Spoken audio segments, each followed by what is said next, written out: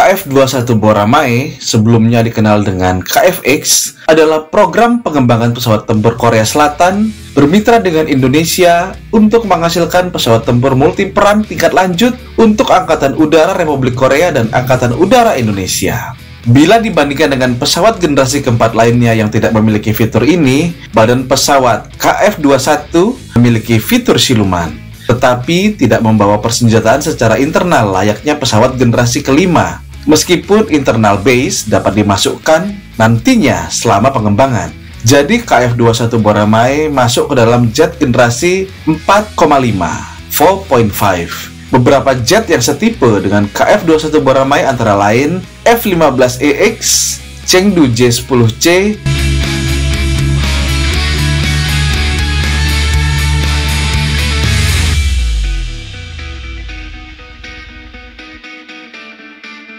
dan Sukhoi Su-35. Dalam mengerjakan KF-21 Boramae, Korea Selatan bekerjasama dengan Indonesia di bawah program Defense Acquisition Program Administration.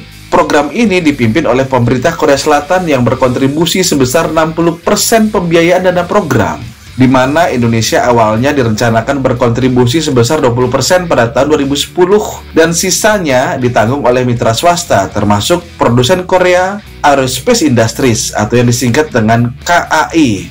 KAI KF-X sendiri merupakan program pengembangan pesawat tempur kedua Korea Selatan setelah FAT-50.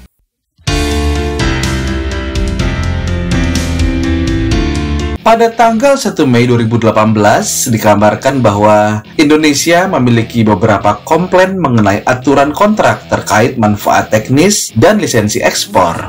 Media pemerintah Indonesia mengumumkan bahwa Kementerian Pertahanan akan melakukan negosiasi ulang program pengembangan bersama dalam upaya untuk mendapatkan bagian yang lebih besar dalam produksi lokal, sekaligus lisensi ekspor. Kementerian Pertahanan Indonesia menambahkan bahwa program ini akan tetap berjalan walaupun dengan beberapa kendala. Diskusi negosiasi ulang berlanjut hingga tahun 2019. Menurut agenda pertemuan di bulan Januari 2019, Indonesia berupaya untuk lebih terlibat dalam program hingga tahun 2031 dan tertarik untuk melakukan sebagian dari pembayarannya dalam perdagangan untuk peralatan pertahanan produksi Indonesia. Pada bulan Agustus 2021, Indonesia telah menawarkan pesawat angkut beserta beberapa komoditas. Pada Agustus 2021 pula, Indonesia menegaskan kembali komitmennya terhadap program KF-21. Negosiasi biaya akhirnya menemukan titik terang dan disepakati oleh kedua belah pihak pada tahun 2021. Meski konon, masalah pembayaran masih menjadi tantangan sampai sekarang.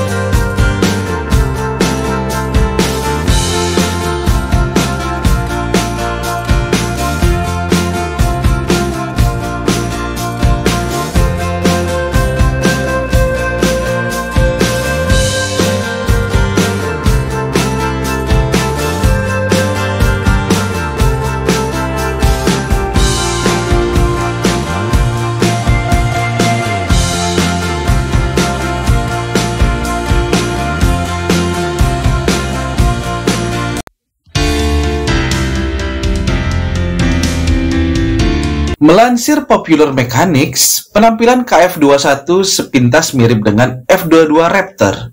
Pesawat ini berwarna abu-abu kehitaman dengan label KF-21 tertera pada bagian sayap. Panjang KF-21 mencapai 55 kaki atau 16,7 meter dengan lebar sayap mencapai 10,6 meter.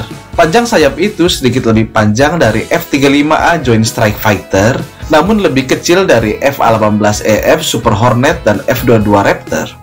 KF-21 juga memiliki 10 external hardpoints untuk membawa senjata, port sensor, dan bahan bakar. berat minimum KF-21 saat meluncur bisa mencapai 17.000 pounds atau sekitar 7.700 kg. Sementara berat maksimalnya mencapai 56.400 pounds atau 25.000 kg. Lebih lanjut, KF-21 dibekali BAE's Meteor Air-to-Air Missile dan Saab Taurus Missile. Selain itu, KF-21 juga dipersenjatai M61 20mm Gatling Gun dari General Electric. Untuk urusan mesin, KF-21 Bora Mae ditenagai mesin General Electric F414, mesin yang sama dengan milik FA-18EF Super Hornet. Mesin ini bisa memberi daya dorong maksimal 19.000 kg. Menurut KAI, KF-21 Bora Mae bisa mencapai kecepatan maksimal 22.000 km per jam atau sekitar Mach 2.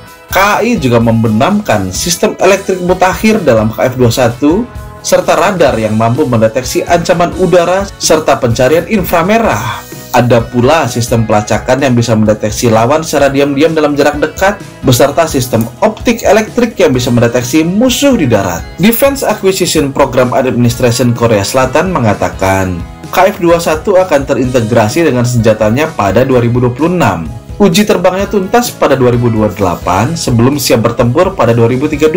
Rencananya Korsel menargetkan memproduksi 40 unit KF-21 pada tahun 2028 dan meningkat menjadi 120 unit pada tahun 2032.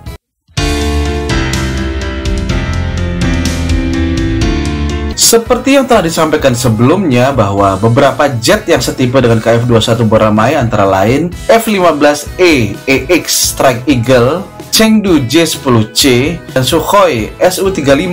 Maka berikutnya kita akan melihat sekelumit info mengenai F-15EX buatan Boeing. F-15EX adalah pengganti F-15C yang siap pakai, yang mencakup muatan, jangkauan, dan kecepatan terbaik di kelasnya. Dirancang untuk memberikan nilai tambah bagi Angkatan Udara Amerika Serikat, F-15EX akan menjadi pejuang tulang punggung untuk layanan tersebut, tidak hanya hari ini, tetapi untuk beberapa dekade mendatang.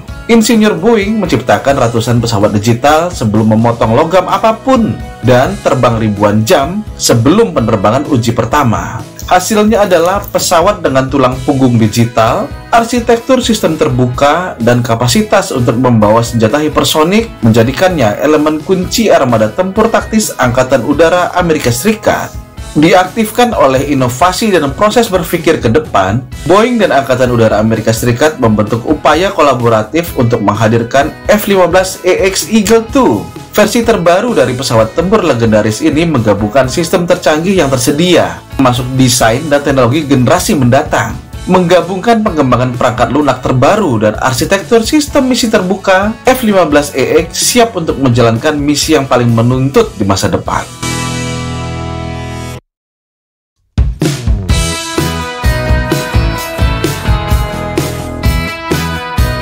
Untuk mencapai titik ini, guna mendukung kebutuhan pelanggan, tim Boeing mengubah budayanya dengan inisiatif seperti perangkat lunak inovatif yang gesit, sistem arsitektur terbuka, dan rekayasa digital.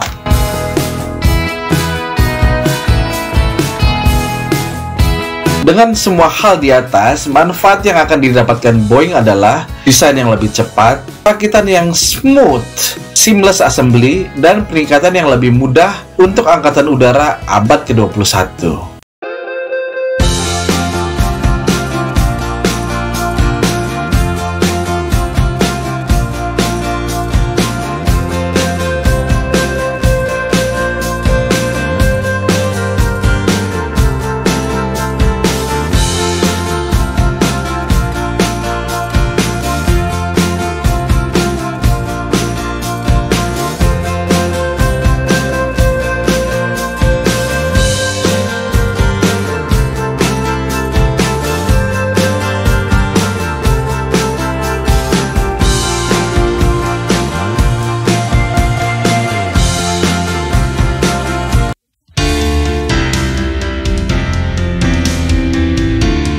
Nah, demikianlah video kali ini tentang pesawat KF-21 dan pesawat F-15EX.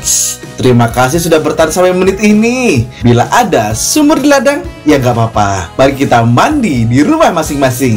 Bila Sobat Den Malik merasa informasi ini bermanfaat, tolong di-share seluas-luasnya kepada Sobat Den Malik lainnya. Bisa juga tuh like dan subscribe, karena like dan subscribe dari Sobat Den Malik adalah energi bagi saya untuk terus berkarya dengan semangat. Sampai jumpa di video-video berikutnya. See you!